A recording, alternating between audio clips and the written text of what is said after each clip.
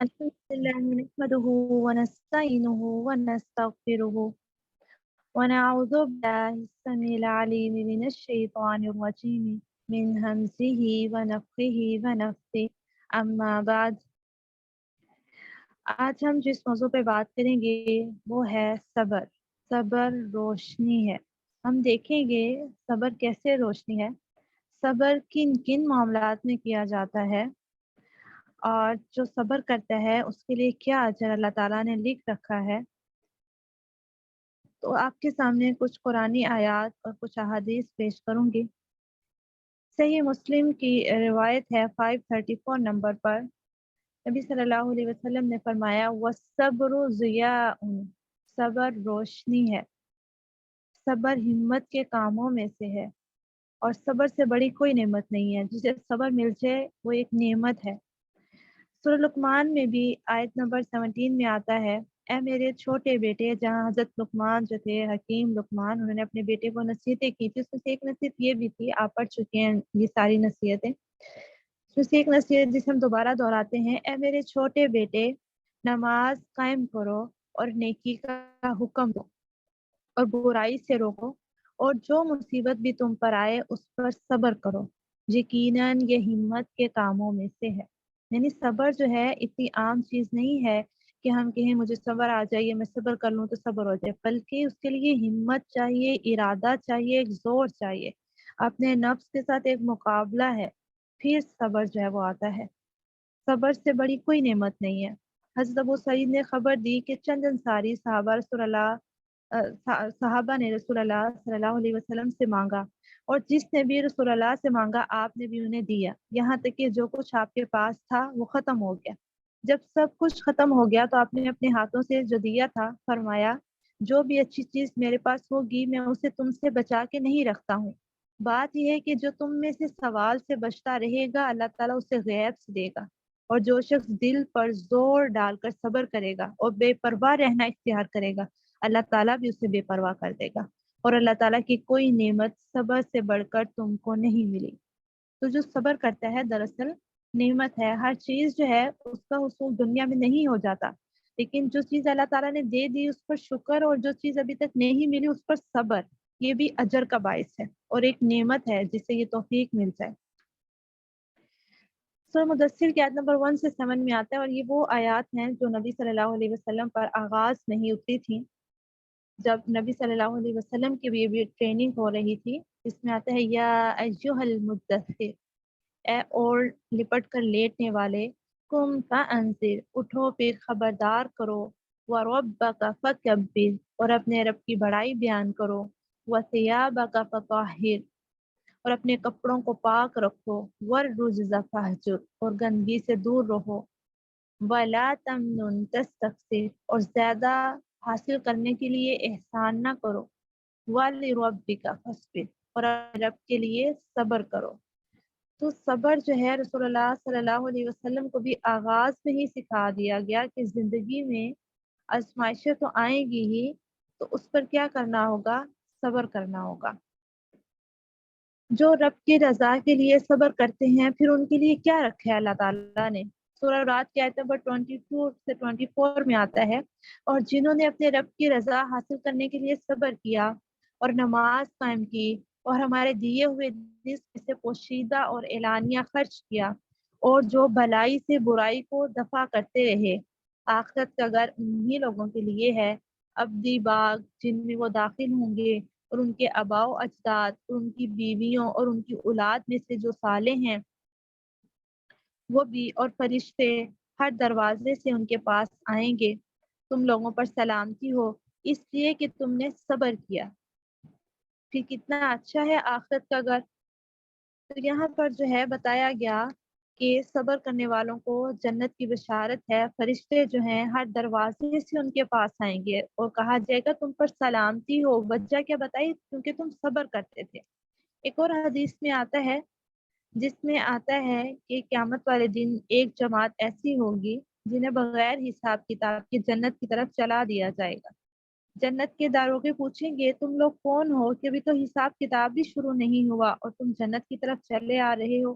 تو وہ کہیں گے کہ ہم صبر کرنے والے تھے۔ جنت کے داروغے پوچھیں گے کس چیز پر صبر کرنے والے تھے، تو وہ کہیں گے کہ اللہ تعالیٰ کے احکامات پر عمل کرنے میں جو ہمیں مشکل پیش آتی ہم اس پر صبر کرتے، اور جو اللہ تعالیٰ کی طرف سے آزمائشیں آتی ہم اس پر صبر کرتے۔ تو اس کے بدلے میں کیا ہے؟ بغیر حساب کتاب کے جنت کا ٹھکانہ ہے۔ سبحان اللہ۔ تو دنیا میں جو بھی انسان آیا ہے، دیکھنے میں بظاہر ہمیں لگتا ہو کہ یہ بہت خوشحال ہے، اس کے پاس دنیا کی ہر چیز ہے، اور لیکن میرے پاس نہیں ہے۔ ہم تھوڑی سی اپنے آپ کو جو ہے نا دوسروں کے ساتھ موازنہ کرنے لگ جاتے ہیں، کمپیئر کرتے ہیں کہ میرے پاس کیا نہیں ہے اور اس کے پاس تو ہر چیز ہے۔ لیکن کہیں نہ کہیں اللہ تعالیٰ نے ضرور کسی کو ایک نہ ایک چیز سے محروم رکھا ہوتا ہے، اور وہ اس لیے تاکہ اللہ تعالیٰ آزمائے کہ کون تم میں سے احسن عمل کرتا ہے۔ احسن عمل میں کیا آتا ہے؟ صبر بھی آتا ہے۔ کون جو ہے وہ مصیبتوں پر صبر کرتا ہے، اور کون جو ہے انعامات کے ملنے پر شکر کرتا ہے۔ تو جو تو صبر کر لیتے ہیں تو وہ کامیاب ہیں، ان کے لیے بشارتیں ہیں، دنیا میں نہیں بھی ہے تو آخرت کی سب سے قیمتی چیز جنت ہے، وہ اس کا ٹھکانہ ہوگی۔ اور پھر ہمیں ملتا ہے صبر اور نماز سے مدد لو، وَاسْتَعِینُوا بِالصَّبْرِ وَالصَّلَاةِ۔ جب بھی ہم پریشان ہوں تو ہمیں کیا کرنا ہے؟ صبر کرنا ہے اور نماز کے ذریعے سے اللہ تعالیٰ سے مدد طلب کرنی ہے، نفل نماز پڑھنی ہے کثرت سے۔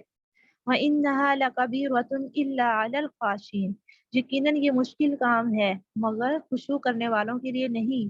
الَّذِينَ يَظُنُّونَ أَنَّهُم مُّلَاقُو رَبِّهِمْ وَأَنَّهُمْ إِلَيْهِ راجعون، جو گمان رکھتے ہیں کہ یقیناً وہ اپنے رب سے ملاقات کرنے والے ہیں اور یقیناً وہ اسی کی طرف لوٹنے والے ہیں۔ جو یہ گمان کرتے ہیں کہ رب کی طرف جانا ہے، رب سے ملاقات کرنی ہے، وہ ڈرنے والے ہیں، خشوع کرنے والے ہیں، ان کے لیے پھر نماز پڑھنا مشکل نہیں رہتا۔ تہجد میں اٹھنا، نفل نماز پڑھنا، زائد عبادت کرنا ان کے لیے مشکل نہیں ہوتا۔ لیکن کہہ دیا گیا کہ یہ مشکل کام ہے، ہر انسان جو ہے اس درجے پر نہیں پہنچ سکتا، تو اس کے لیے بھی اللہ سے دعا کرنی ہوگی۔ سورہ آل عمران کی آیت نمبر 200 میں آتا ہے، یا ایھا الذین آمنوا اصبروا وصابروا ورابطوا واتقوا اللہ لعلکم تفلحون۔ اے ایمان والو، صبر کرو اور ایک دوسرے سے صبر کا مقابلہ کرو اور ایک دوسرے سے رابطہ قائم رکھو اور اللہ تعالیٰ سے ڈرو، امید ہے کہ تم کامیاب ہو جاؤ۔ تو جو کامیاب ہونا چاہتا ہے اسے صبر کرنا چاہیے۔ ہمیں رسول اللہ صلی اللہ علیہ وسلم کی زندگی جو ہے وہ ملتی ہے، اس کے اندر کتنا صبر ہے آپ صلی اللہ علیہ وسلم نے کیا، کتنی آزمائشیں آئیں، لیکن کہیں بھی ہمیں نبی صلی اللہ علیہ وسلم کا اللہ تعالیٰ سے غلہ نہیں ملتا، صبر ہر جگہ پہ ملتا ہے۔ جسے صحیح بخاری کی روایت ہے 3231 نمبر پر، جہاں طائف کا واقعہ ہے۔ حضرت عائشہ نے کہا، انہوں نے نبی صلی اللہ علیہ وسلم سے پوچھا کہ آپ پر احد کے دن سے بھی زیادہ کوئی سخت دن گزرا ہے؟ اس پر آپ نے فرمایا کہ تمہاری قوم کی طرف سے میں نے کتنی مصیبتیں اٹھائی ہیں، لیکن اس سارے دور میں عقبہ کا دن مجھ پر سب سے زیادہ سخت تھا۔ یہ وہ موقع تھا جب میں نے طائف کے سردار کنانہ ابن عبد یا لیل بن عبد کلال کے ہاں اپنے آپ کو پیش کیا، لیکن اس نے اسلام قبول نہیں کیا اور میری دعوت کو رد کر دیا۔ میں وہاں سے انتہائی رنجیدہ ہو کر واپس ہوا، پھر جب میں کرن السال پر پہنچا تب مجھ کو کچھ ہوش آیا۔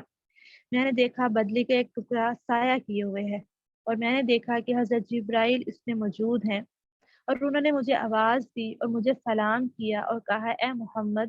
پھر انہوں نے پھر وہی بات کی، آپ جو چاہیں اس کا مجھے حکم فرمائیں، اگر آپ چاہیں تو میں ان دونوں طرف کے پہاڑ ان پر لا کر ملا دوں جس سے وہ چکنا چور ہو جائیں۔ نبی صلی اللہ علیہ وسلم نے فرمایا کہ مجھے تو اس کی امید ہے کہ اللہ تعالیٰ ان کی نسل سے ایسی اولاد پیدا کرے گا جو اکیلے اللہ کی عبادت کرے گی اور اس کے ساتھ کسی کو شریک نہیں ٹھہرائے گی۔ سبحان اللہ۔ تو اب دیکھیں کہ نبی صلی اللہ علیہ وسلم کتنی آزمائش میں آئے۔ اگر ہم اس واقعے کو ڈیٹیل سے دیکھیں تو ہم نے اسلامیات کی کتب میں بھی پڑھ رکھا ہے، لیکن شاید اتنا توجہ سے دل سے نہ ہمیں پڑھایا گیا، نہ ہم نے پڑھا۔ ہم نے اس کو سبجیکٹ سمجھ کے جو ہے وہ اس کوسچن کو رٹا لگایا اور پیپر میں بھی لکھ دیا۔ طائف کا جو واقعہ ہے نبی صلی اللہ علیہ وسلم کی زندگی میں بہت اہم ہے، اور آپ صلی اللہ علیہ وسلم جب جاتے ہیں لوگوں کو اللہ تعالیٰ کی طرف بلانے تو صرف انکار ہی نہیں کیا جاتا، بلکہ اوباش لڑکوں کو پیچھے لگا دیا جاتا ہے جو غلط قدمات بھی کستے ہیں، اور جو ہے پتھر بھی مارتے ہیں، زخمی کر دیتے ہیں، اور ہمیں کیا ملتا ہے کہ آپ کے جوتے جو ہے وہ لہو لہان ہو گئے۔ تو یہاں پر سوچنے کی یہ ضرورت ہے کہ آپ پر کتنا زیادہ آپ کو زخمی کیا گیا ہوگا، کتنے پتھر بچے ہوں گے، کتنا خون بہا ہوگا تو جوتوں تک پہنچا ہوگا۔ कैसी सिचुएशन इंतहाई तकलीफ में है, इनकार भी हो गया, कोई ईमान भी ना लाया और ये सलूक किया जा रहा है एक अल्लाह के नबी के साथ। फिर भी आपने क्या कहा कि नहीं, सजा नहीं देनी, मुझे उम्मीद है इनकी नस्ल में ऐसे लोग पैदा होंगे जो मुझ पर ईमान लाएंगे। अल्लाह अकबर। तो ये है सब्र। यहाँ तक, इस मुकाम तक पहुंच के सब्र करना है। हम तो छोटे छोटे मामलात में कहते हैं मेरा तो सब्र का एंड हो गया, जबकि बस अभी तो सब्र का आगाज हुआ होता है। अल्लज़ीना यक़ूलूना रब्बना इन्नना आमन्ना फ़ग़फ़िर लना ज़ुनूबना वक़िना अज़ाबन्नार अस्साबिरीना वस्सादिकीना वलक़ानितीना वलमुनफ़िकीना वलमुस्तग़फ़िरीना बिल अस्हार।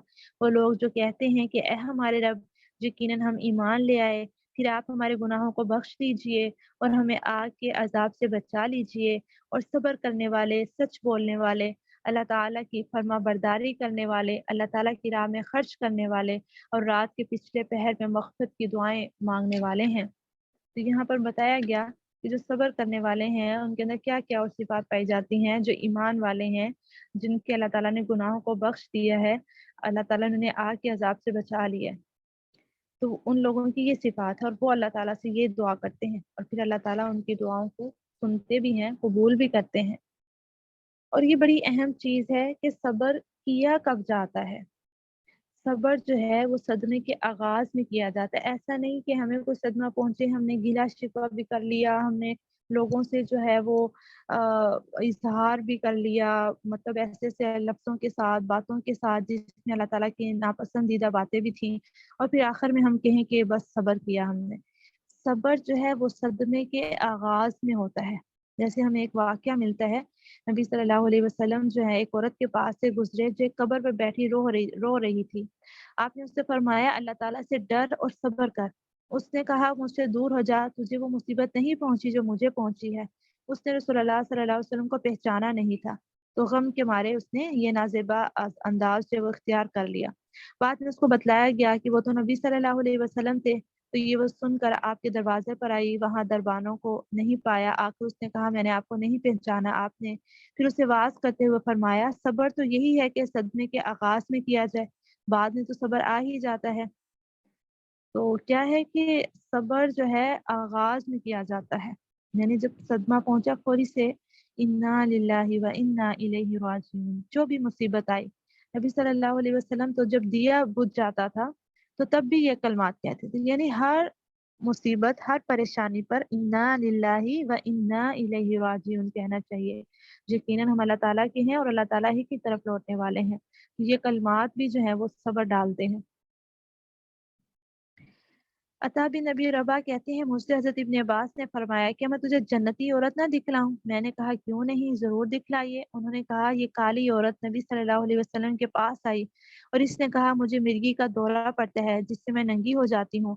आप मेरे लिए अल्लाह से दुआ फरमाएं कि इस बीमारी से निजात मिल जाए। आपने फरमाया अगर तू चाहे तो इस तकलीफ पर सब्र कर, इसके बदले तेरे लिए जन्नत है। और अगर तू चाहे तो मैं अल्लाह ताला से दुआ कर देता हूँ कि अल्लाह ताला तुझे इस बीमारी से आफियत दे। इसने कहा मैं सब्र ही इख्तियार करती हूँ, ताहम इस दौरान जो है मैं नंगी ना हूँ। आप अल्लाह से दुआ फरमा दें कि मैं नंगी ना हुआ करूँ। चुनांचे आपने इसके लिए दुआ फरमा दी। तो उसके बारे में क्या कहा गया कि ये जन्नती औरत है, जो तकलीफ पर सब्र कर ले।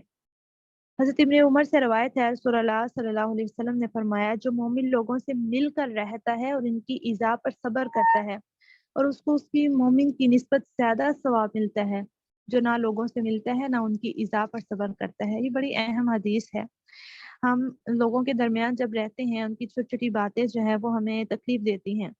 तो हम ये कहें कि हम लोगों के दरमियान ही ना जाएँ, हम लोगों से पीछे हट जाएँ ताकि हमें बातें ही ना सुननी पड़ें। एक तरीका ये हो सकता है कि जब आप हद से ज़्यादा इरिटेट होने लगें लोगों की बातों से, आपकी सेहत ख़राब होने लगे या आपका ज़हन ख़राब हो जाए। लेकिन यहाँ पर बताया गया है जो मोमिन लोगों के दरमियान में रहता है, लोगों की इस्लाह भी करता है, मदद भी करता है, काम भी आता है, और उस दौरान फिर ज़ाहिर बात है उसे लोगों से बातें भी सुनने को मिलती हैं, इज़ा भी होती है और उस पर सब्र करता है, उसके लिए ज़्यादा अजर है बनिस्बत इस मोमिन के जो लोगों के दरमियान ही रहता, लोगों से इतना मिलता-जुलता नहीं है, अकेले में रहता है, कम लोगों में रहता है। तो ज़ाहिर बात है उसे उतने मसाइल भी नहीं दरपेश आते। अल्लाह ताला की रज़ा चाहने वालों के अल्लाह ताला की रज़ा चाहने वालों के साथ पर सब्र करें। कैसे? सूरह कहफ की आयत नंबर 28 है। और जमाए रखो अपने नफ्स को उन लोगों के साथ जो सुबह शाम अपने रब को पुकारते हैं। यानी अगर हम चाहते हैं ना हम भी साबिर लोगों में शामिल हो जाएं, साबिरीन में, तो हमें ऐसे लोगों के साथ रहना होगा, क्योंकि जो नेक लोग होते हैं उनकी सोहबत का असर होता है, हमें पता चलता है सब्र कैसे किया जाता है। वो उसकी रजा चाहते हैं और तुम्हारी नजरें उनसे ना फिर जाएं। तुम दुनिया की जीनत, जिंदगी की जीनत चाहते हो, और तुम ऐसे शख्स की अतात ना करो जिसके दिल को हमने अपनी याद से गाफिल कर दिया, और जिसने अपनी ख्वाहिश नफ्स की पैरवी कर ली, और जिसका मामला हद से गुजरा हुआ है।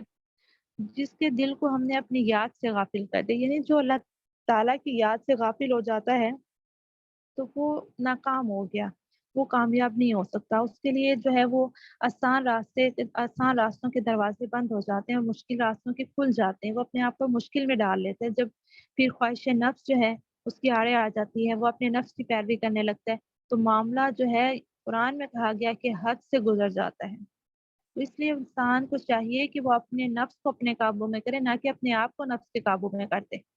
नफ्स को जो है वो अल्लाह के अहकामात के मुताबिक अपने काबू में लेकर आए। सब्र करने वालों के लिए अल्लाह ताला ने जन्नत में दाखिल करने की बशारत दी है। अम हसिबतुम अन तदखुलुल जन्नता वलम्मा यअलमिल्लाहुल्लज़ीना जाहदू मिनकुम व यअलम अस्साबिरीन। क्या तुम समझते हो कि तुम यूं ही जन्नत में दाखिल हो जाओगे, हालांकि अल्लाह ने अभी तक उन लोगों को नहीं जाना जिन्होंने तुम में से जिहाद किया और जो सब्र करने वाले हैं।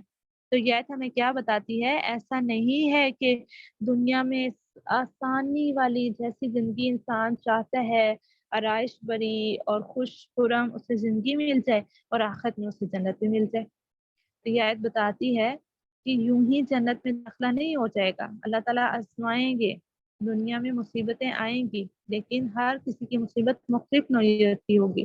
तो जो उस पर सब्र करेगा तो फिर उसके बदले में जन्नत होगी।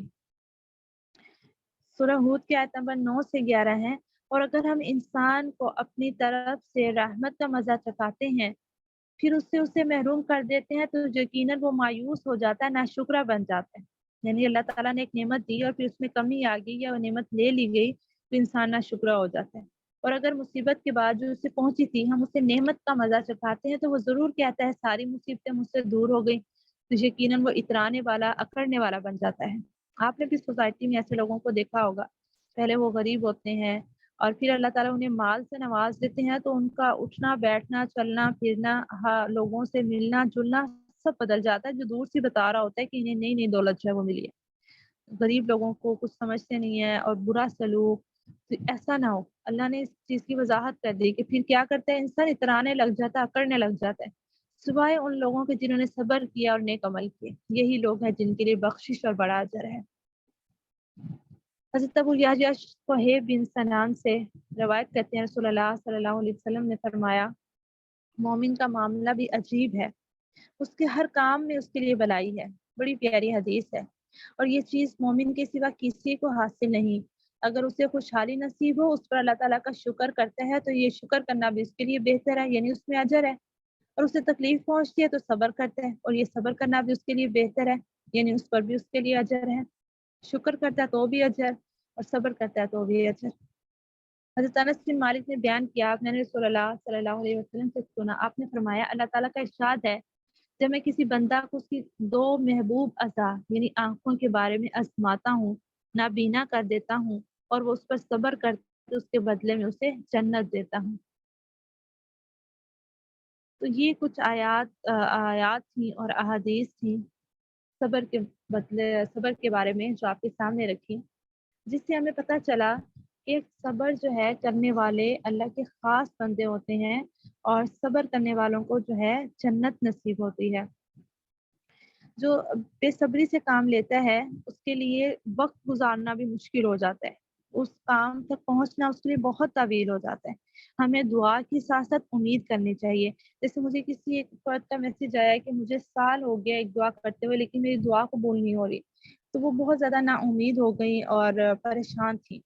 तो क्या है कि दुआ ऐसा नहीं होता कि हम यहाँ दुआ मांगे और वहाँ दुआ कबूल हो जाए। दुआ तो इंसान का और अल्लाह ताला का ताल्लुक होता है, एक रिश्ता है रब और बंदे का, तो वो टूटना नहीं चाहिए, वो हमें मांगते रहना चाहिए। لیکن ساتھ میں صبر سے کام لینا چاہیے. جو دعا ہم مانگ رہے ہیں اس کے بہترین وقت تک کا انتظار کرنا بھی صبر ہے اور یہ اجر کا باعث ہوگا. تو ہمیں اللہ سے مانگتے رہنا چاہیے. انشاءاللہ اللہ تعالیٰ بہترین وقت میں ہمیں ضرور دیں گے، اس چیز کی امید رکھنی چاہیے. اور اللہ تعالیٰ خود کہتے ہیں کہ مجھے شرم آتی ہے، حیا آتی ہے کہ میں اپنے بندے کے اٹھے ہوئے ہاتھوں کو خالی لوٹا دوں. تو اللہ تعالیٰ کی باتوں سے سچا کوئی نہیں ہو سکتا. تو ہم نے جب بھی اللہ سے مانگا ہے اپنے ہاتھوں کو اٹھا کر، اللہ نے ضرور اس میں کچھ نہ کچھ ہمیں دیا ہے. کبھی بھی خالی ہاتھ نہیں لٹایا.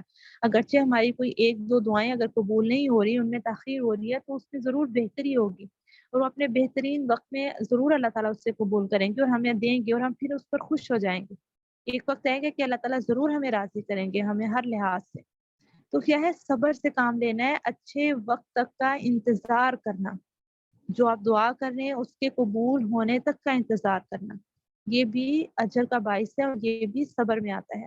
اور دعا کے حوالے سے ہمیں حدیث ملتی ہے کہ جب بھی کوئی انسان دعا کرتا ہے تو تین میں سے ایک ضرور ہو جاتا ہے. یا تو اس کی دعا قبول ہو جاتی ہے، یا پھر اس دعا کے بدلے میں کوئی بڑی مصیبت اس پر آنے والی ہوتی ہے، اللہ تعالیٰ اس دعا کے بدلے میں اس مصیبت کو ٹال دیتے ہیں. اور یا پھر کیا ہوتا ہے؟ اس دعا کو محفوظ کر لیا جاتا ہے، جس کا اجر جو ہے وہ قیامت والے دن دیا جائے گا. ایک حدیث میں اضافی الفاظ آتے ہیں کہ اس دن پھر انسان کہے گا کاش میری دنیا میں کوئی بھی دعا قبول نہ ہوئی ہوتی، کہ ایک دعا جو قبول نہیں ہوئی اس کا اتنا اجر مل رہا ہے جنت میں، آخرت میں. تو اس لیے اللہ تعالیٰ سے امید کے ساتھ مانگتے رہنا چاہیے. اللہ تعالیٰ تو خود کہتے ہیں کہ میرے خزانوں میں کوئی کمی نہیں ہے. اگر میں سب کی دعائیں، سب کی مانگوں کو پورا کر دوں، اگلے پچھلے سب ایک میدان میں جمع ہو جائے، مجھ سے اپنی مانگیں اور میں ان سب کی جو بھی دعا ہے اس کو پورا کر دوں، انہیں عطا کر دوں، اس سے میری بادشاہت میں اتنی بھی کمی نہیں آئے گی. جتنی سوئی کو پانی میں ڈبو کر باہر نکالا جائے تو اس کے ساتھ جتنی تری آئے گی. کیا بات ہے، اللہ اکبر. تو اللہ کی بادشاہت میں اتنی بھی کمی نہیں آنے والی. تو یہ دنیا ہے، ہمیں اللہ کے احکامات کو، اللہ کی باتوں کو قبول کرنا ہوگا، پھر ہم خوشی کے ساتھ جی سکتے ہیں. اگر ہم بے صبرے ہو جائیں پھر ہمارے لیے رات اور دن گزارنا مشکل ہو جائے گا.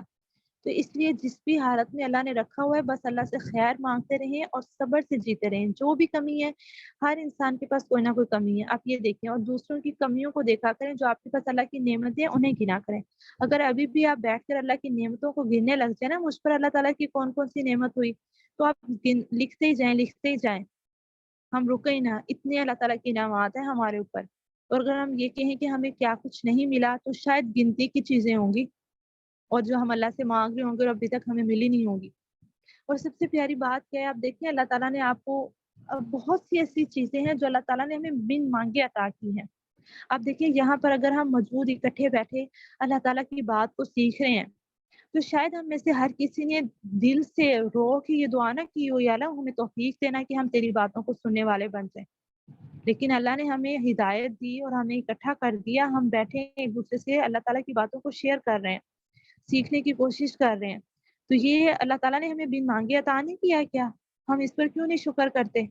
ہم اس پر ہی کیوں ناراض ہو جاتے ہیں، اس پر ہی کیوں اداس ہو جاتے ہیں جو ابھی تک ہمیں ملا نہیں، جو ہم اللہ سے مانگ رہے ہیں. ہم ایسی ہی، آپ دیکھیں آپ نے اس رمضان میں کتنی نیکیاں کی، آپ نے نوافل پڑھنے کی کوشش کی، آپ نے قرآن پڑھا، اور ابھی ہمارے پاس چند دن باقی ہے جس کو ہم بہت پرجوش گزارنا چاہتے ہیں. آپ میں سے بہت سے لوگوں نے دورہ قرآن کیا ہوگا، لیکن آپ نے اس کے لیے دعا نہیں کی ہوگی. ہاں کوشش کی ہوگی. تو اللہ تعالیٰ نے جو آپ کو توفیق دے دی یہ سب کرنے کی، یہ آپ کی کوئی دعا تھی پہلے جو قبول ہو گئی؟ اللہ تعالیٰ آپ کو اس سائڈ پر لے. ابھی بھی آپ اپنی دنیا میں دیکھیں بہت سے ایسے لوگ ہیں جو رمضان کے آنے سے بھی جن کے ایمان پہ فرق نہیں پڑتا، جو اللہ سے توبہ نہیں کر سکتے، جو نیک اعمال کے لیے توغدو نہیں کرتے، جو آگے بڑھنے کی کوشش نہیں کرتے. لیکن اللہ نے ہمیں توفیق دی کہ ہم اپنے ایمان کو بڑھانے کے لیے محنت کر رہے ہیں. بہت سے لوگ اس وقت سو رہے ہیں لیکن ہم اکٹھے بیٹھے ہیں کہ ہم اللہ کی کوئی بات سیکھ لیں. ہم ہر دن کا آغاز جو ایک موٹیویشن سے کرتے ہیں تاکہ ہمارا دن اچھا گزر جائے. تو یہ اللہ کی توفیق ہے کہ اللہ نے ہمیں اپنی کتاب کو سیکھنے کے لیے اکٹھا کر دیا، اپنی باتوں کو سیکھنے کے لیے اکٹھا کر دیا، ہمیں اپنا جائزہ لینے کے لیے اکٹھا کر دیا. تو اللہ کی ان نعمتوں کو ضرور گنا کرے جو اللہ نے ہمیں بن مانگے عطا کر رکھی ہیں. دنیا میں کتنی کامیابی اللہ نے ہمیں دی ہے. اب تک ہم صحیح سلامت بیٹھے ہیں، ہم بات سن سکتے ہیں. اگر ہمارے پاس سننے کی صلاحیت نہ ہوتی تو کتنی دشواری ہوتی ہمیں. بولنے کی صلاحیت نہ ہوتی ہے ہمارے پاس تو کتنی دشواری ہوتی ہے ہمیں.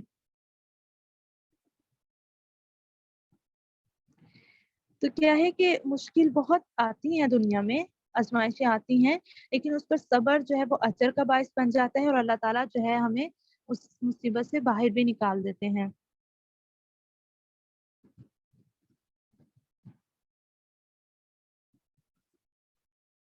جی، ایک ساتھی کا میسج آیا ہے کہ میرا ایک سب سے جو کامل یقین ہے اللہ تعالیٰ پر، وہ یہ ہے کہ میں جو بھی دعا کرتی ہوں، مطلب اللہ تعالیٰ سے دعا کا تعلق میرا بہت مضبوط ہے. الحمدللہ، اللہ تعالیٰ آپ کو اس میں بہت برکت دے. اور یہ بالکل ایسا ہی ہے، ہمیں دعا سے نہیں پیچھے ہٹنا چاہیے، جو دعائیں ہمیں مانگتے رہنا چاہیے. اللہ تعالیٰ ہم سب کو توفیق دیں کہ ہم اپنے اس تعلق کو اللہ تعالیٰ سے مضبوط کر سکیں جو دعا کے ذریعے ہے. دعا بھی دیکھیں عبادت ہے، ایسا نہیں ہے کہ اگر ہم دعا مانگ رہے ہیں تو ہمیں اس کے اپوزٹ کچھ، اگر دعا قبول نہیں ہوئی تو ہمیں کچھ بھی نہیں مل رہا ہے، ایسا نہیں ہوتا. اس کے بدلے میں ہمیں اتنا کچھ مل رہا ہے، شاید ابھی ہمیں احساس نہیں اور ہمیں بعد میں ہوگا. تو اللہ تعالیٰ سے دعا ہے اللہ تعالیٰ ہمیں صبر کی توفیق دیں، اور اللہ تعالیٰ ہمیں آزمائشوں سے بچائے. آزمائشوں کے لیے دعائیں نہیں کرنی چاہیے، لیکن اگر کبھی زندگی میں آ جائیں تو پھر اس پر صبر کرنا چاہیے.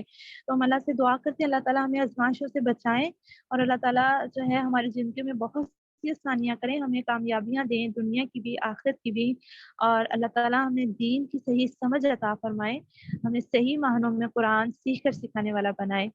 آمین. سبحانک اللہم و بحمدک، نشہد ان لا الہ الا انت، نستغفرک و نتوب الیک. السلام علیکم ورحمۃ اللہ وبرکاتہ.